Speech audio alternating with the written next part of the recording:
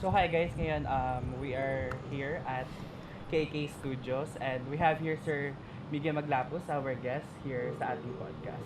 So, we have introduce yourself, sir. Oh, magandang umaga sa lahat. My name is Miguel Luis Maglapos. No? I'm from San Pedro, Laguna, and I am straight. Oh, yeah. Straight daw siya. So, the first question here is, introduce muna natin yung topic natin. So, our topic here is the queer in media, especially sa movies, TV show, ganyan. Alam naman natin na pagdating sa media, meron din like stereotypical type of shit sa media, di ba? So, my question is, para sa sa media, ano ba yung queer sa media? Let's say, mga bading, mga lesbians, ganyan. Para sa ano sila sa, let's say, sa media? Sa media. I think marami silang pwedeng maging, they can be directors, di ba? Yeah. They can be sound, lahat pwede. I mean, pwede sa crew, pwede rin sila maging as in production. Pero mostly kasi nakikita natin as queers dun sa sa media is very much so entertainer sila. Yeah. Talagang comedy sila, nagpapatawa sila. Nagpapasaya sila ng tao basically. So, let's say Vice Ganda, di ba? Si Vice Ganda, di ba pag si Vice Ganda kasi parang kapag sa media, comedy, like comedy talaga yung ginagawa nila. Tapos parang, ang dating sa tao, kapag bading yung bida, kahit yung mga ibang characters, parang dating katatawanan. So, do you have any like reaction about that? About that as a heterosexual? I think sa ano lang naman yun. I think sa perspective lang naman ng audience, bakit nila naiisip yung gano'n. I mean, lahat naman pwede maging maging character, pwedeng maging kahit anong role dun sa media, di ba? I think doon na lang talaga yun sa audience. Kaya ganun nila yung I mean, wala naman problema na queers or kahit anong gender na main character sa wala naman problema. Pero I think yung sa audience nga lang kasi ginagawa silang katatawanan. I mean, kahit sabihin na natin serious yung role, di ba? Eh, yung yung character na yun is queer. Siyempre, pagtatawanan nila na, ay, ganito pala tong taon to, ganito siya. Kaya parang, yung sa audience lang talaga yun, naka-base. Hindi nga nila sineseryoso yung gano'n. Pero like, minsan ba, like, naka-encounter ka na like, yung main character, bida. Yung main character is queer, pero hindi siya for comedy. Like, let's say, bida sila sa isang movie or TV show, pero hindi naman nakakatawa yung role nila. May napanood ka na ba doon? Specifically sa Filipino, kasi sa Hollywood movies, normal naman siya. Kasi sa atin talaga, like, parang, pag queer, kailangan nakakatawa. Like, may napanood ka na bang Filipino movie na ang bida is bading, pero hindi siya comedy, gano'n. I think, wala pa siguro. Mostly kasi sa ibang bansa. Mostly, pinapoint out nila yung sa queer. Kagaya ng Euphoria, ganun. Diba? Yung Elite sa Netflix, yung Ganun yung parang pinapoint out sa... Pero in terms of Filipino media, parang parang hindi natin nabibigyan ng individuality yung mga queer people. Yeah. Kumbaga parang wala silang personality, parang literal nakatawa lang naman talaga sila. Kaya ang hirap rin na... Kapag nanonood ka ng, let's say, movie or TV shows, anong mas nakakatawa sa'yo? Yung straight yung bida or yung bading yung bida? Straight or queer yung Yeah, queer. Para sa akin, well, kahit saan naman sa dalawa. Basta na po-point out nila yung message. Na-express nila yung comedy within sa message na yun. Kaya kahit sino naman, wala namang problema.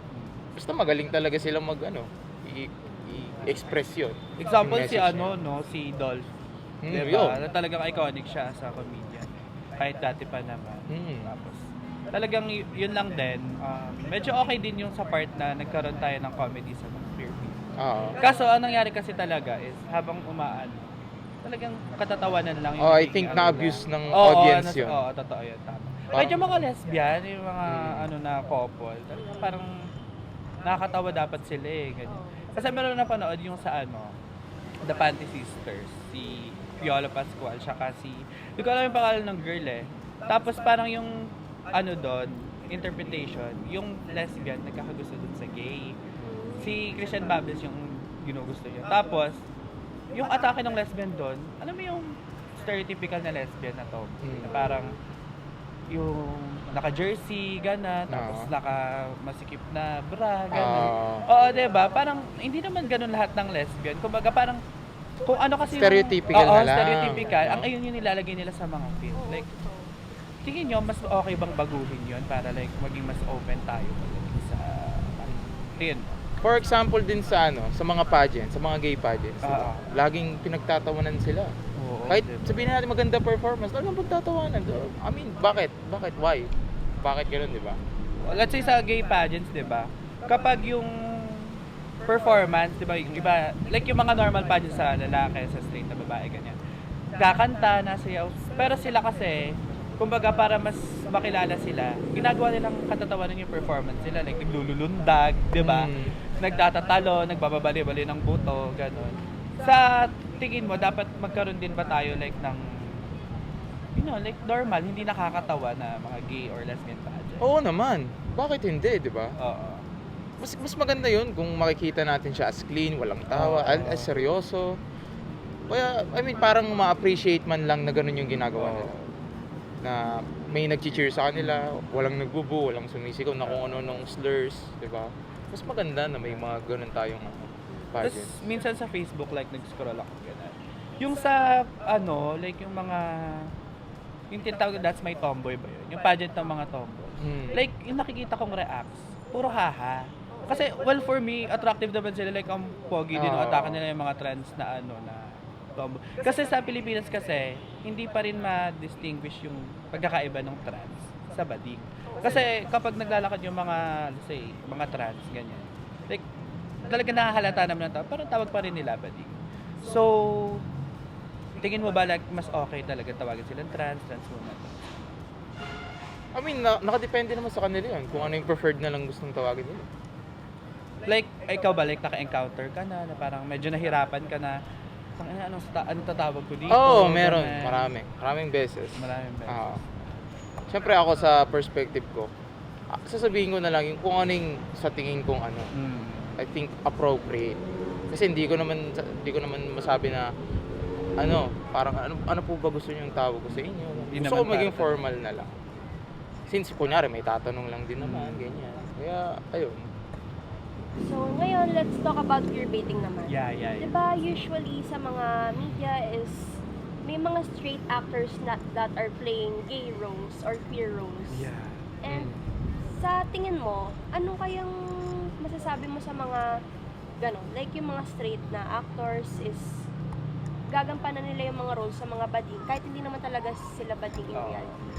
Anong, like, perspective mo? I mean, gusto ba ni actor? Kung okay naman si actor, wala namang problema. Kasi since Yeah. professional sila eh. Yeah. Professional actor sila, kaya nila dapat gawin yun.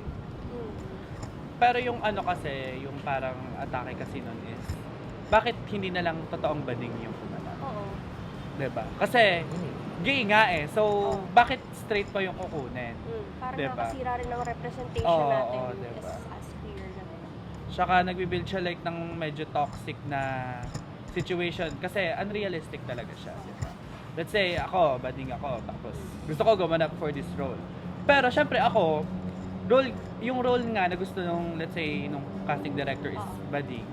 Pero, mas pinili niya yung straight Yung guy. straight. Kasi, may mas, you know, sa audience, mas, Okay. diba? Let's say, sambawa, si, Mike Tan. Talagang, hindi naman bakla si Mike Tan, pero sobrang gwapo niya. Tapos, ipa-partner siya sa, let's say, straight din na, let's say, si Linglong Dantes, gano'n. So, ang atake doon ng mga tao, yung kasi ang gwapo niya. Like, Parang mas, hinahabol nila yung oo, mga itsura. itsura talaga. So, yung perspective kasi ng mga queer, pagdating sa ganun is, sana, ang nag-represent din ng bading, is bading din. Oo. Ganon. oo. Hindi straight. Kasi, anong point nun kung straight yung gagamitin nila? Talagang kinukuha nila for I the mean, money. professionals naman sila eh.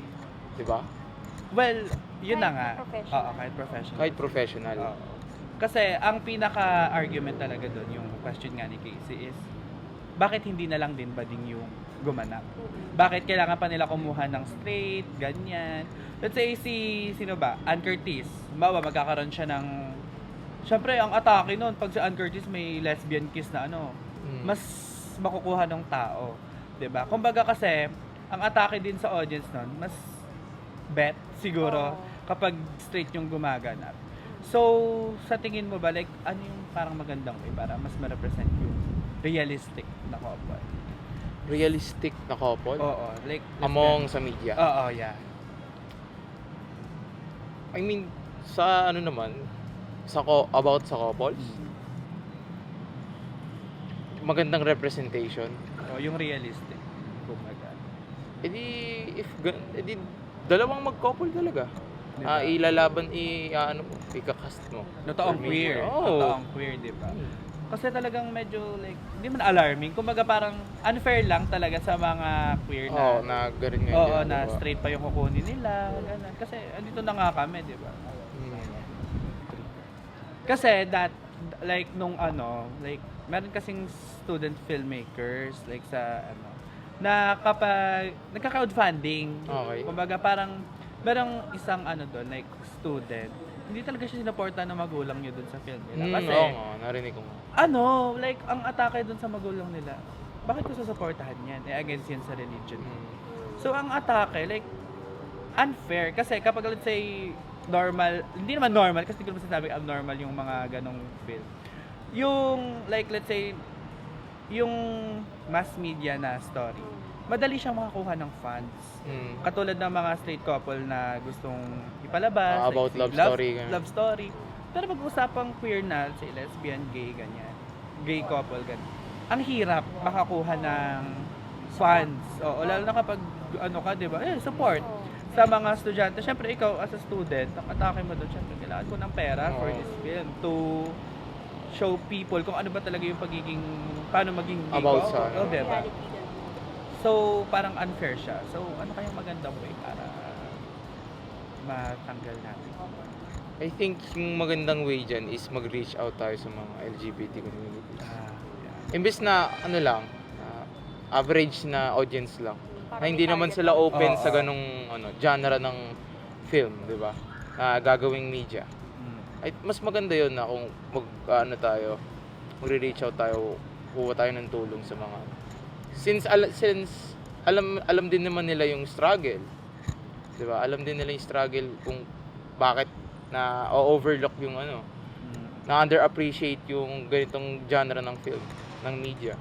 Parang from this, nakukuha natin na yung mga malalaking productions or mga sikat na may power sa sa larangan ng film is mas nabibigyan ng pansin kaysa mga yung kunwari magagawa ng queer film, yung mga sikat lang na kunwari productions is yung mga nakakuha ng suporta sa lahat talaga, yung malaking audience, hindi lang yung for queer people.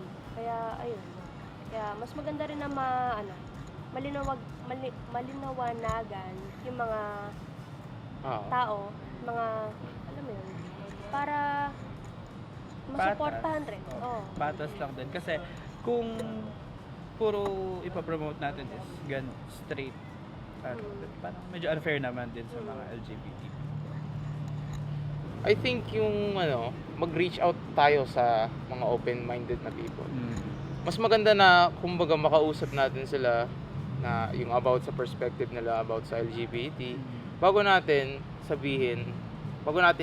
ilabas yung open up sa kanila yung yung genre ng film na gagawin. Kaso nga parang like naman, bakit may more effort pa Oo. pagdating sa ganun? Kailangan pa mag-iingat. Oo, kailangan pa mag-iingat. Bakit kailangan may certain people pa napuntahan?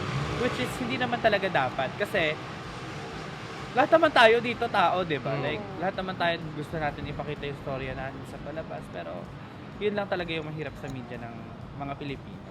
Na pagdating sa mga ganun, less support talaga yung kukuha. Which is bakit? Kasi ang dami-dami naman talagang bading mga lesbian dito sa Pilipinas. Bakit ganun pa kahirap, di ba? talagang siguro talaga sa religion din natin yun. Feel ko naman kasi mas magandang gawin na lang yung effort na yun. Oo. Kaysa 'di ba may mang hate pa dun sa Oo. genre ng film na yun. Mas okay na gumawa ng effort na gano'n. Yan. Kaysa di nila maano, 'di ba? Pag sasabihin nila, tapos magagalit lang sila. Eh di na underappreciate lang din nila. Kumbaga parang Nabash effort lang na din yun. nila. Mas For film din, Oo. for media din. Para like may ano din, yun. like ayun yung way kumbaga Mm. yung Hindi Well, naman that's natin true. makokontrol yung kung anong naiisip ng tao about sa Oo. ganung type ng media, 'di ba? Mas maganda na gano'n na mag-reach out tayo sa mga open-minded people. kumbaga ayun na yung parang the only way to ano. Kasi ang hirap naman talaga, kagaya na sinabi mo na pipilitin mo na Kasi gano'n nga, Oo. pipilitin mo sila, panoorin mo, supportahan mo tong ganito. eh, ayoko nga ano ba magagawa. Di ba? Hindi natin makokontrol yun. Asa ano? Pero medyo sad lang din talaga. Oo, ayun lang. Yun talaga. Kumbaga That's parang atake heartbreaking, sa mga kagaya namin, parang oh my God, bakit naman kailangan ganun? So, thank you for that na ano, may way din pa Oo. pala para makapag-reach out tayo. Isa pa sa sa queerbaiting is yung, alam niyo yung kantang all the things he said, run into my head. Run into my head. Yeah, Ayun. yeah. Like yung dalawa kasing kumanta nun is marketed as teenage lesbians in love. Okay. Yun yung background nung kantang yun. And ng mga mga nakalipas na araw, parang yung isa sa kanila is parang naging homophobic, nang bash sa online ng Okay. about sa gay stuff, and ayun, parang ginamit lang talaga sila as queerbait. Oo. Parang Kumbaga, ano? hindi siya totoong lesbian dun. Oo. Okay. Ah. For marketing, ganun Oo. masasabi natin ganun. And ang pinakamasama pa doon is minors pa lang sila. Okay. So, ibig sabihin, sinesexualize na kaagad ng mga, mga matatandang lalaki yung Kumbaga parang ginamit nila yung lesbian. Kasi, Oo. hindi ko naman nilalahat, pero mostly kasi medyo gusto din kasi ng mga ibang lalaki yung lesbian sex, gano'n. Okay, diba? okay. Parang to turn on sila sa mga ganong bagay. Mga ganong Tapos bagay. minor pa, which is Which is giving mali, a no? file ang atake mo doon. Diba? Kasi, bakit hindi nila totoong lesbian yung Oo kunin? nga. Oo. Tsaka I bakit mean, ima-market pa nila ng ganun. Oo. Ba't kailangan parang i-sexualize parati ang couples, queer couples in media? Kumbaga parang yung mga BL, gano'n. Oo, kumbaga, Ang boy love. ang atake kasi, pag ganyan, lesbian, or talagang usapang sex agad yung naiisip ng tao. Like, wala man lang like, normal, like, like normal, average couple, oo, parang ganun. couple ni Maayos Catherine Bernardo na. at Daniel Padilla, Oo, di ba? maayos na ganun lang. Casual lang. Ang problema din kasi sa media, kapag yung mga nagsusulat ng ganan, puro sexualized na rin. Kasi ayun yung parang binibili ng tao. Okay. Well, kasi na-build din kasi nung mga writer na yun na ayun yung nagugustuhan ng tao. Kasi nga may stereotype sa atin. Eh kung wala yung stereotypes na yun, gagawa sila ng walang sobrang sexual na mga BL, GL kung tawagan, di ba? Like yung sa libro, yung mga Thai BL, di ba marami din. Oo, marami nga. Kumbaga parang yung atake nila is lagyan natin ng ng sexual, ganyan para Mga masuportahan fantasy, ng no? tao. Mga fantasy talaga. Kumbaga kasi, yun nga, nabuild nga ng tao gawa ng stereotype na Eh, paano nga if walang ganun? Walang step? What will happen kaya? Diba? kumbaga parang magandang nanonood question. daw ako ng Katniel. Oo. Liz Ken, di ba? Parang ganun lang. Oo, parang ano lang. Kasi- normal lang. Wala namang bihirang-bihirang naman kissing scene si Liza Soberano sa di ba? Parang hindi naman siya kumbaga kasi kailangan kapag kasi ako personally, pag nanonood ako ng ganun, talagang medyo nag-expect ako talaga na may ganung mangyayari Kagaya nung yung Call Me By Your Name, like yung libro siya na naging ginawang movie. Talagang mas nasubaybayan siya. Kasi yung writer nun is, I think straight yung writer nung tapos gumawa siya ng gay movie. Okay. Gay, oo. Okay. Tapos, yung story niya is, nagkaroon siya ng impact kasi sa emotion nag-focus, hindi puro dun sa mga mga sexual stuff na gusto ng tao. Kaya ang nun, ibig sabihin, hindi na, kasi yung author na yun, kumbaga parang ang atake niya is, hindi ko to ginawa for that. Ginawa ko Okay. to para sa realistic couple na meron, kasi Italy yun parang, Okay, syempre okay. liberated sila, like, na-normalize sila. City of Love. ganun. Oo. Kung para sa atin, 'di ba? Kumbaga parang bihirang-bihira yung ang nakaka-appreciate lang nung mga ganong film is yung mga lesbians and gays lang, bihira yung mga straight. Mm. Pero kasi yon yung yon. Like parang may friend ako na straight siya, pinanood niya.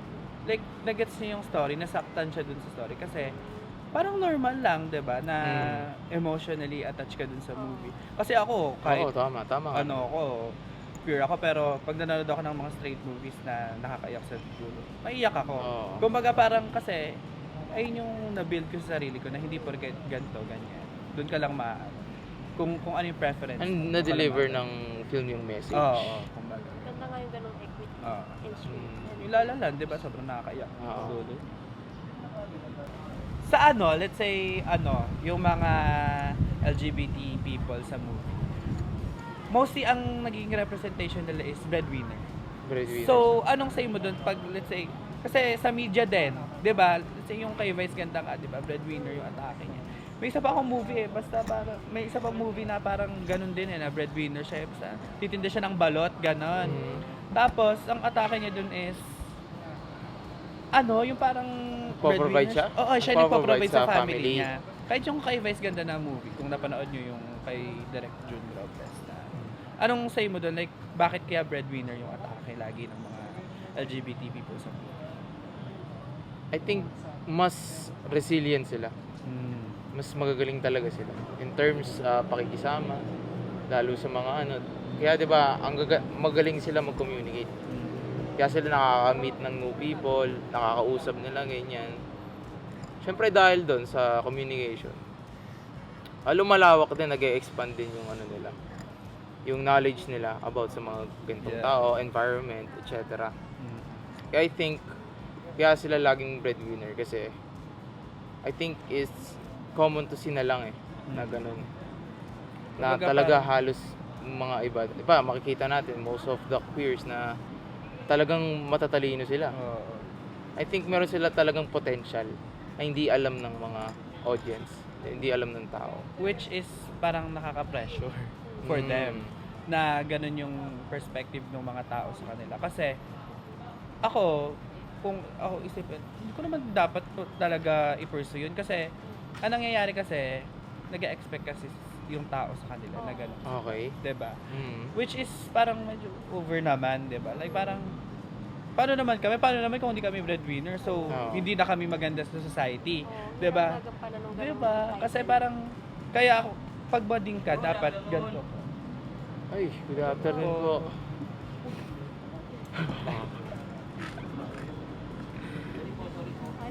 Next. So, kumbaga kasi parang sa queer people ka, 'di ba? Parang ang atake sa noon is kapag bading ako, dapat ganito ako. Kumbaga halimbawa, let's say yung anak ko bading niyan. Yung anak ko matalino yun kahit bading. Bakit may kahit, 'di ba? Parang ang atake niya is over naman na parang kailangan ba porket bading ako. Ganun. Kailangan may magagawa ako, ganun. Let's say yung sa movie nga ni Vice Ganda, since media naman pinag-usapan natin, the breadwinner is OFW siya doon, di ba? So, ang atake niya doon is parang kailangan maging winner ako sa buhay para ma-survive ko yung pamilya ko. In the end, namatay lang din naman siya. Di ba? Kumbaga parang siya yung nagtaguyod sa pamilya niya kasi may insurance siya doon na parang 10 million kinemberlo eh. So, ang doon na parang bakit laging All this work, tapos ganun lang mangyayari, diba? Baga parang as a body, bakit kailangan ako magtataguyod sa'yo? Parang na-depict na ng film na ganun. Oo, na parang, yun nga, isa din sa parang kailangan mong magsumikap dahil sa dahil ganitong, dahil ka, diba? Diba? Parang ayun yung nire-represent tong. Pero for me naman, siguro hindi naman yun yung pinaka-pinoint out ng movie. Pero mostly kasi, ganun yung atake. Pag bading yung bida, kailangan breadwinner yung character niya. So, yeah. So, let's go back naman dun sa pinag-usapan natin talaga. Let's say, yung katatawanan talaga ang mga queer people. Let's say, content creator. Diba? Like, let's say sila Sasa Girl, sila Sino Queen ba? Dora. Akala nyo ba sila Queen Dora? Si Mimi Iya. Mimi Ya, diba? Sumisikat sila kasi hindi dahil bading sila. sumisikat sila kasi bading sila na nakakatawa. Oo. 'Di ba? Kumbaga parang sa atake nila is kung ako magiging content creator, dapat nakakatawa ako kasi Para magkaroon ng clout, ng oo, fame. kasi kung magko-content creator siya na bading lang siya, na hindi siya nakakatawa, tingin mo sisikat siya. Para sa akin, I mean, ano bang klaseng ano, Kasi yung content niya? for me, let's say, halimbawa, tech siya. Parang hindi naman bagay kasi Mm. ang na-build nga nung society natin about that, kailangan nakakatawa. Kailangan nakakatawa Pero yung... kung ano yung maririnig dun sa mga... Maririnig ba yan? Oo. Ah. Kunwari ako, mag-ano ako, educational content Oo. na bading, tapos Mm. bading ako lesbian. Mm. Hindi mo, masiseryoso mo. Oo. Oo. Hindi, paano yung teacher na gano'n? May Teacher. teachers na gano'n. Meron, pero Nagko-content siya sila about common. educational. Meron akong parang napapanood nag-educational siya, pero hindi siya bading. So, yeah. Pero kumbaga kasi, ang parang question namin dito is, kung ikaw, bading ka, Mm. ang atake mo kasi talaga, magpatawa. Patawa. Kasi ayun yung gusto makita ng tao sa'yo. Kasi Oo. alam mo sa sarili mo na pag bading ka, gumawa ka ng isang content na hindi about katatawanan. Hindi kasi sikat talaga kasi. Ang matagal ang progress. Oo, ang tagal. Kasi, let's say si Davao Conyo, yung mga ganang Oo. content creator, puro ang ginagawa niya, skit na nakakatawa, ganyan. Mm. Kumbaga parang, ay na kasi yung na-build ng society. Kasi, kahit sa movie, di ba, media sa TikTok creating, Oo. parang dapat nakakatawa ka lang para sumikat ka. Think parang mas na-attract talaga yung audience sa ganun. Oo, sa audience. Oo. Kumbaga parang, bumalik nga lang tayo dun sa una na yung first topic natin kanina na kapag bading dapat nakakatawa sa media. Mm. Which is dapat like parang maputol naman. Oo. Na parang maging hindi naman kami nakakatawang character Oo, sa'yo para para ma-represent ganunin, namin yung oo. pagkatao namin. Oo. Kasi, di ba parang Tao medyo tao unfair naman naman. kayo eh, oh, di ba? Makaya nyo naman makapag-express ng feelings, hindi lang yung pagkakatawa, ganun. kumbaga parang nagkaka-recognize lang kasi It can be professional, it can be something else, di ba? oo, di ba? Kasi let's say yung Gandang Gabi Vice, di ba? Mm. Katatawanan lang siya kasi, Nakakatawanan ulit. di ba? Parang Parang the only way na makahakot ng views yung mga queer is Is Mapapatawa. puro Mapapatawa. entertainment kahit talaga. naman nag-educational content sila, kailangan nila mag-slip in ng mga nakakatawa para Oo. panoorin ng ano. Mm. Kasi alam nilang bading siya. Oo, Yung content. totoo yun. Kumbaga parang atake is unfair lang. Kasi, Sobra. hindi mo naman talaga gusto magpatawa as a queer, di ba? Oh, Pero, tapos parang napipilitan, napipilitan napo-force. na Kasi lang. para Kaya magkaroon ng talaga views. ng Totoo audience, ng engagement. Oo. Parang tayong mga clown sa service. Oo, Ganon. totoo. Kumbaga parang pag bumalik tayo, back then, tayo yung mga freak. Oo, tayo. Di ba? Totoo naman yun eh. Ah, Kahit totoo naman, hanggang ngayon naman talaga, parang Natitreat pa din talaga. Oo, Na-underappreciate pa rin talaga. faggots, gano'n, di ba? Mm. Para may term pa rin na masama talaga sa mga queer people, which is medyo nakakalungkot lang na sana pagdating ng panahon, mawala na yung ganong stereotype. Oo. So, yeah. Do you have anything to say, sir? So, thank you pala sa mga sa mga host natin dito, na sila Casey at sila Jai. Na ako yung naging naging star dito sa Well, sa podcast na to. thankful din kami kasi open-minded ka pagdating sa mga ganun as a heterosexual person. Ah. So, narinig namin yung perspective mo. Heterosexual. Kumbaga, kahit papaano, hindi naman tayo nagkalayo ng Oo. need kasi open-minded ka nga. Nagkaroon Which is- tayo ng maliit na debates pero it was Oo. settled na. Pero ibig sabihin, kaya naman palang hindi maging homophobic Mm. sa paligid. Kasi nga siya, straight siya, naiintindihan niya yung perspective natin, naiintindihan natin siya. So, ang kailangan lang is baguhin yung stereotypes pagdating sa mga ganun. So, yeah, and that's gonna end our podcast here in KK Studios. Bye, guys. Bye-bye. Shout out Indicats Production. Shout out Roadview Film Production. Shout out Other 9 Films. So, yeah, thank you guys for watching. Bye. Thank you. Ah!